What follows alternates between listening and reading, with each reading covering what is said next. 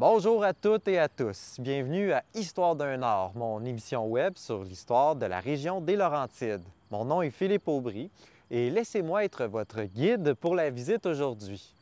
Nous nous dirigeons vers Sainte-Sophie et New Glasgow, près de Saint-Jérôme. Il s'agit du troisième épisode de la série qui porte sur le territoire de la seigneurie de Terrebonne, dans les Basses-Laurentides.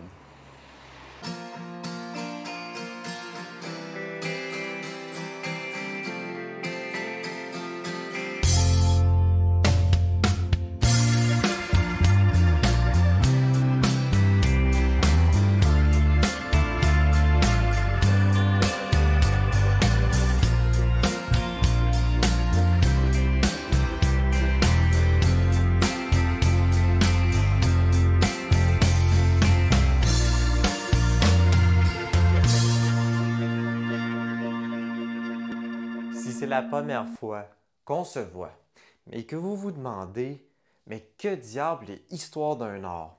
Je vous propose de mettre ici la lecture de la présente vidéo sur pause et de regarder les épisodes parus précédemment sur ma chaîne YouTube.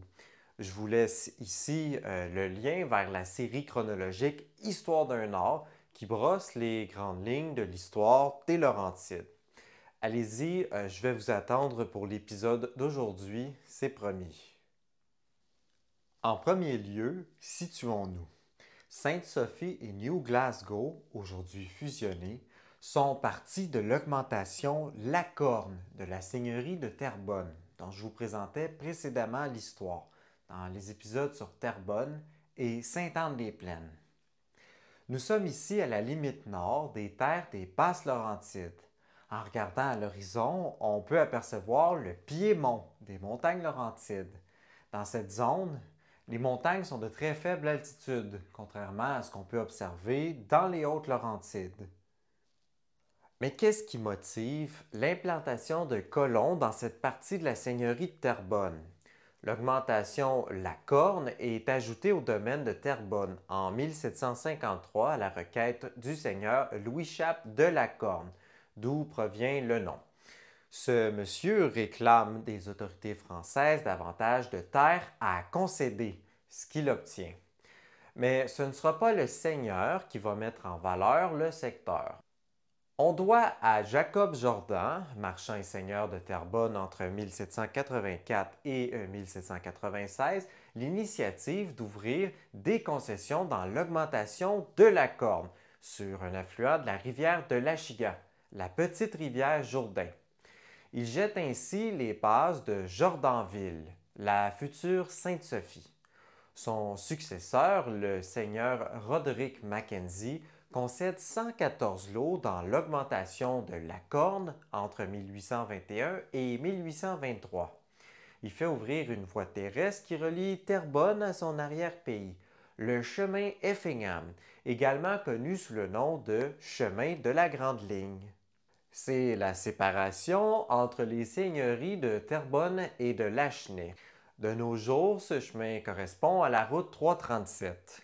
Ici, dans la partie sur le territoire de Sainte-Sophie, on a même conservé le nom Chemin de la Grande Ligne dans la toponymie. C'est à Mackenzie que l'on doit les efforts de colonisation de New Paisley, donc Sainte-Sophie, et New Glasgow. L'origine du nom de ces établissements s'explique du fait que ce sont des Écossais chassés de leur pays, à majorité des régions de Paisley et Glasgow à tout hasard, qui colonisent la région. Seulement 7 Canadiens français obtiennent des concessions, une inégalité dénoncée à l'époque. Rappelons que les seigneurs profitent du contexte de surpeuplement des terres agricoles pour exploiter les censitaires. Voilà une des sources du conflit armé de 1837 à venir. Le seigneur Joseph Masson achète la seigneurie de Terrebonne en 1832 et il ne concède toujours pas de lot à des Canadiens français. C'est sa femme, Geneviève Sophie Raymond Masson, qui, au décès de son mari, en 1847, prend la tête de la seigneurie de Terrebonne et permet à des Canadiens français d'investir Sainte-Sophie. New Glasgow, petit hameau regroupé autour de la rivière de l'Achigan, restera à majorité anglo-protestante. En 1837, ça brasse dans le village de Terrebonne, complètement au sud de la seigneurie. Les patriotes se réunissent pour intimider les sujets loyaux fidèles à la couronne britannique. En décembre 1837, les patriotes de Terrebonne détruisent le pont Porteus qui relie Sainte-Rose à Rosemère afin de ralentir la progression des troupes britanniques. Ici, à New Paisley, essentiellement composé de sujets irlandais catholiques dans les années 1830, et à New Glasgow, des patriotes de Saint-Jérôme viennent saisir des fusils du 20 au 22 novembre 1837. Dans l'album du 350e anniversaire de Terrebonne, on parle d'une rafle de 39 fusils. Il n'y aura donc aucun affrontement ici, à Sainte-Sophie, comme celui que l'on a connu à Saint-Eustache. Le 20 juillet 1848, la seigneuresse Masson offre un terrain pour la construction d'une église catholique qui dessert à la fois New Paisley et New Glasgow, dans la portion nord de Terrebonne, son domaine. La paroisse de Sainte-Sophie est officialisée en 1851. Le choix du nom est simple, il s'agit du prénom de la seigneuresse Masson. À ce moment-là, il y a 81 familles catholiques qui viennent s'y recueillir. 63 familles d'origine anglophone et 18 d'origine francophone. La municipalité de Sainte-Sophie de la Corne sera créée à partir du territoire de la paroisse de Sainte-Sophie en 1855 sous l'Acte des municipalités des chemins du Bas-Canada. L'église actuelle a été construite entre 1865 et 1867. Les sujets d'origine britannique, à majorité lors de la création de la paroisse civile, déménagent vers l'Ontario et les États-Unis pour céder leur lot à des familles canadiennes-françaises dans les 25 années qui vont suivre 1855. Ici, on vit principalement d'agriculture. Malgré que Sainte-Sophie se situe à cheval entre les plaines des Basses-Laurentides et les montagnes, les terres sont trop sablonneuses pour y générer des bons rendements. Les Sophiennes et les Sophiens de la première heure sont très débrouillards et utilisent soigneusement toutes leurs ressources pour faire vivre décemment leur progéniture. On fait tout de ses mains, la nourriture, les meubles et les vêtements. On fait commerce du bois, de la perlasse et des produits laitiers. Plusieurs dames du secteur se font sages-femmes pour assister les concitoyennes dans la mise au monde des enfants. La vie communautaire est organisée autour de la paroisse et du village qui comprend plusieurs services, dont le moulin. Ces services sont souvent par ailleurs doublés. À Sainte-Sophie et à New Glasgow, on assiste déjà à la création et à la distinction de deux communautés. Le petit village de New Glasgow se sépare de la municipalité de Sainte-Sophie-de-la-Corne le 3 juin 1863. Dans ce hameau, on y retrouve le moulin sur la rivière de l'Achigan et une forge érigée probablement vers 1839. L'édifice existe encore de nos jours sur la rue de New Glasgow. La partie supérieure, donc celle qui est en bois, a été aménagée en 1924. C'est Thomas Bennett qui achète le lot en vue d'offrir ses services à la population locale, donc il érige sa forge. Vers 1880, l'entreprise passe aux mains de James Patrick Griffin, qui la conserve jusqu'à sa mort en 1857. Ici, les informations de la Société Histoire et Archives Laurentides m'ont permis de découvrir l'histoire de cet édifice important dans le développement du secteur de New Glasgow. Fait intéressant, ce qui fait de New Glasgow un cas très particulier, c'est que pendant un certain temps, il s'agit de la plus petite municipalité du Canada. C'est effectivement une ville à la superficie de 0,64 km² qui abrite une toute petite communauté à l'identité pourtant bien forgée, pour faire un mauvais jeu de mots. Elle compte dans ses rangs une population diversifiée, et ce dès ses origines. Donc on a ici des sujets, des ressortissants irlandais, écossais, polonais et ukrainiens. Il y avait autrefois deux églises protestantes à New Glasgow. Un temple méthodiste fondé en 1878, dont l'ancienne église est occupée par Art Lab aujourd'hui, et un temple anglican près du cimetière sur le chemin de l'Achigan Sud, au coin du chemin de la Grande Ligne. Ce lieu de culte a été démoli en 1957, soit 10 années après la désaffection de la chapelle. Les Anglicans ont repris le temple méthodiste en 1947. En 1876, la ligne de chemin de fer Montréal-Saint-Jérôme est inaugurée en présence de son plus ardent promoteur, le curé Antoine Labelle. D'autres projets de voies ferrées viennent se joindre à ce tronçon initial. En 1881, le conseil municipal de Sainte-Sophie réclame le chemin de fer sur son territoire et promet un bonus à la compagnie qui va réaliser ce projet.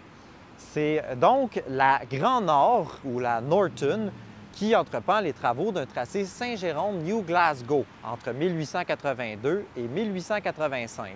Ce chemin de fer sera incorporé plus tard dans le Canadien national et la voie ira rejoindre Saint-Lin-Laurentide et Joliette, un petit peu plus à l'est.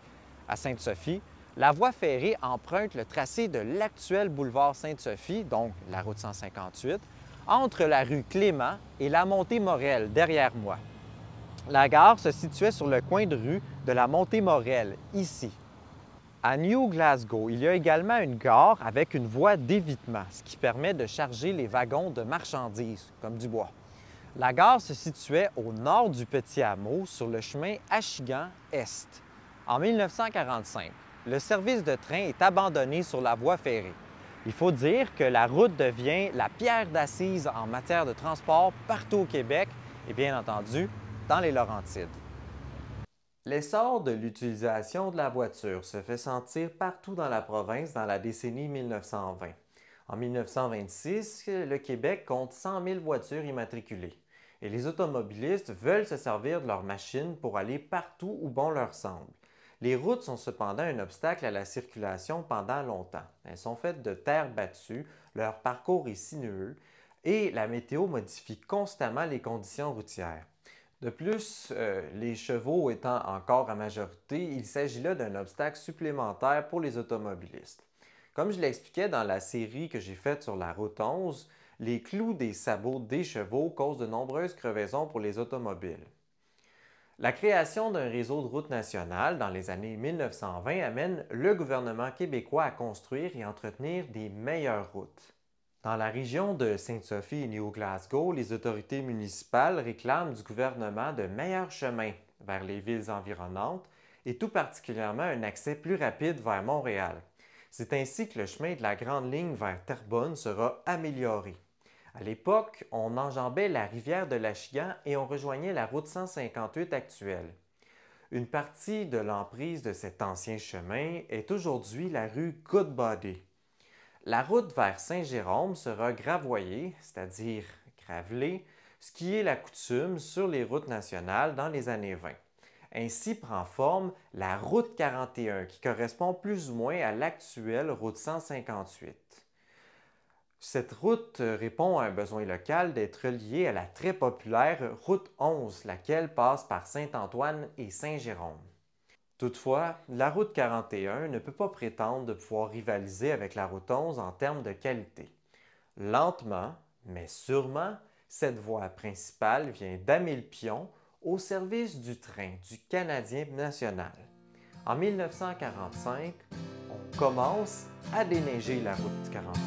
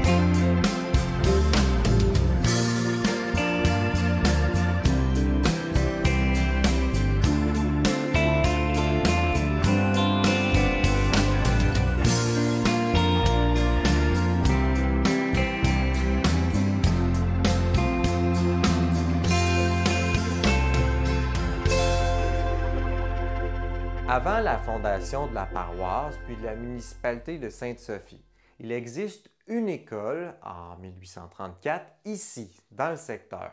Par la suite, comme on le voit ailleurs au Québec, il y aura des écoles de rang. À Sainte-Sophie, on va en compter 7, pour autant d'arrondissements dans la commission scolaire locale. Les écoles de rang sont de modestes constructions qui comprennent une ou deux classes de 30 élèves tout au plus et le logement de la maîtresse d'école.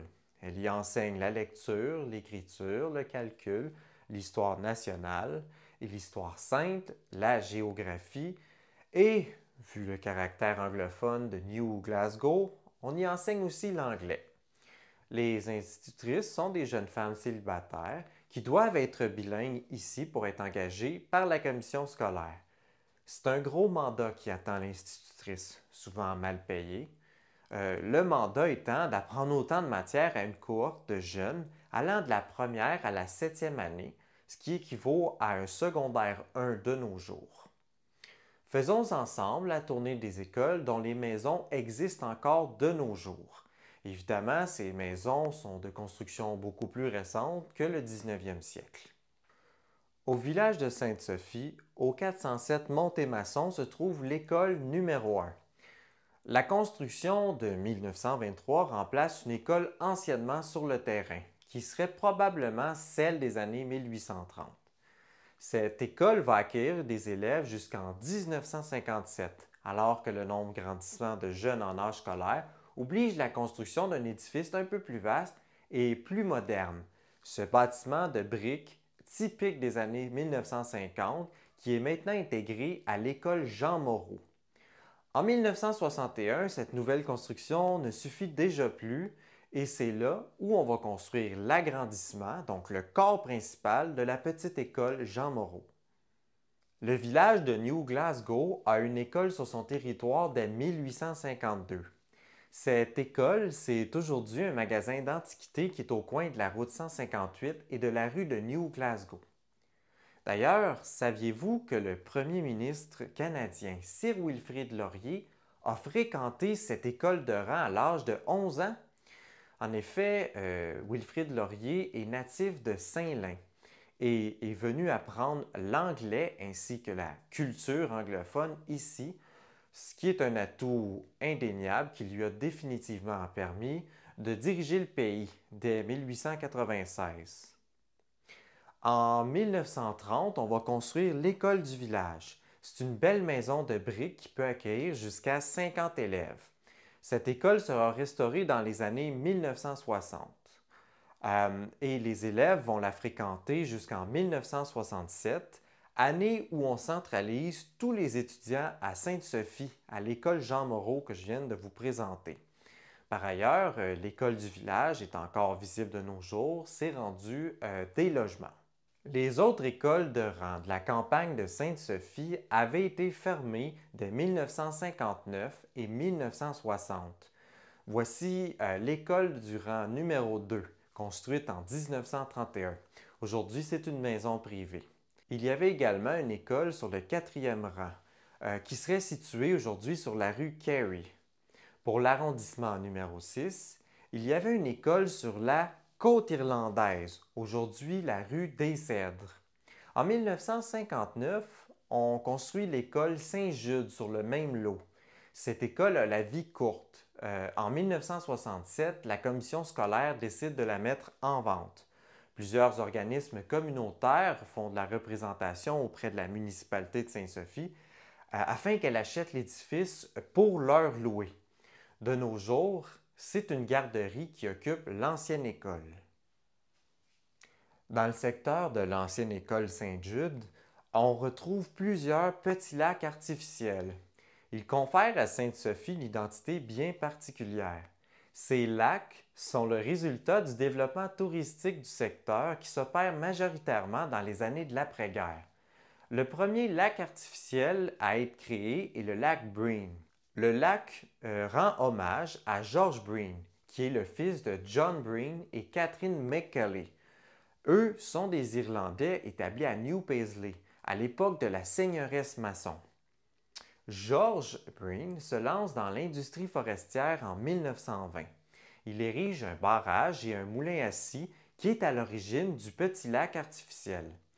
En 1938, il construit un premier chalet qu'il loue à des vacanciers. La proximité de Montréal, accessible par la route 11, va favoriser le tourisme dans les Basses-Laurentides, qui sont désormais accessibles très facilement en automobile. D'autres promoteurs décident d'y emboîter le poids et de construire des chalets. C'est ce qui explique que les maisons de ce secteur sont généralement de dimensions plus modestes et surtout exemptes de sous-sol. La société consacre de plus en plus de temps aux loisirs qu'auparavant, puisque à cette époque-là, on entre dans une période de prospérité sans précédent. On compte une vingtaine de petits lacs artificiels à Sainte-Sophie, entourés de nombreux chalets.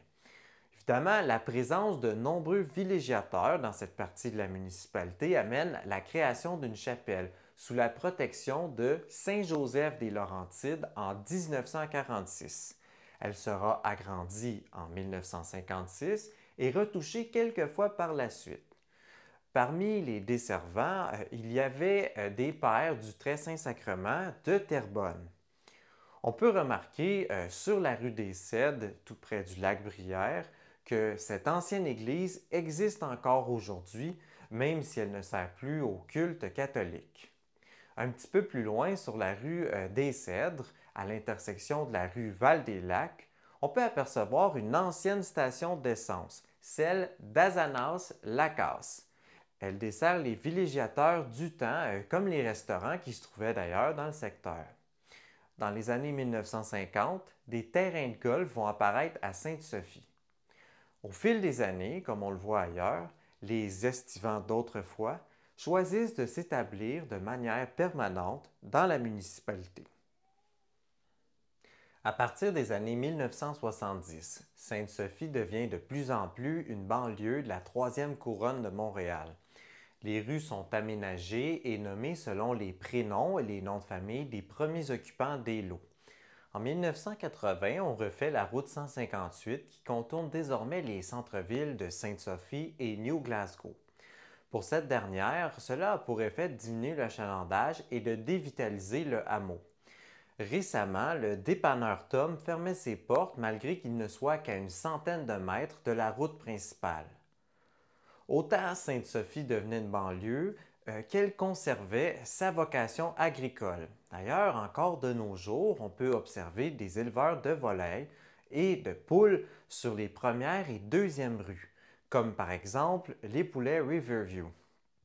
Ce sont généralement des familles juives qui tiennent ce type d'entreprise agroalimentaire. Par ailleurs, on peut remarquer une ancienne synagogue non loin sur la deuxième rue, ainsi que le cimetière juif du secteur. Toujours dans le domaine maraîcher, sur la 158, on peut remarquer la présence des Serres Bertrand, qui est une institution en termes d'agriculture dans la région. En 2000, une fusion municipale regroupe à nouveau Sainte-Sophie et New Glasgow. Comme cela se voit à la grandeur de la province du Québec, on procède à la réduction du nombre de municipalités par la loi 124 sur l'organisation territoriale municipale. Le gouvernement du Québec souhaite en effet réduire le nombre de villes québécoises en procédant à des fusions que l'on dirait naturelles. Les habitués de ma chaîne YouTube ont vu que c'est le cas dans plusieurs villes des Laurentides à la même époque. Rappelez-vous entre autres de Saint-Jérôme qui prend sa forme actuelle en 2002. La même année, donc en 2002, Sainte-Sophie aménage le pavillon Sophie Masson, une installation qui dessert la population en matière de loisirs. On choisit d'honorer la seigneuresse de Terrebonne, Geneviève Sophie Raymond Masson, à qui l'on doit la fondation de New Paisley, qui est à l'origine de la municipalité. Également, c'est Geneviève Sophie Raymond Masson qui est à l'origine de la paroisse, d'où le nom de Sainte-Sophie. Voilà donc, chers amis, un bref portrait de l'histoire de Sainte-Sophie et New Glasgow. J'espère que l'épisode d'aujourd'hui vous a plu. Aimez, commentez et partagez cette vidéo. Et je vous lance à toutes et à tous un appel tout spécial. Partagez-moi vos souvenirs de Sainte-Sophie et New Glasgow dans les commentaires.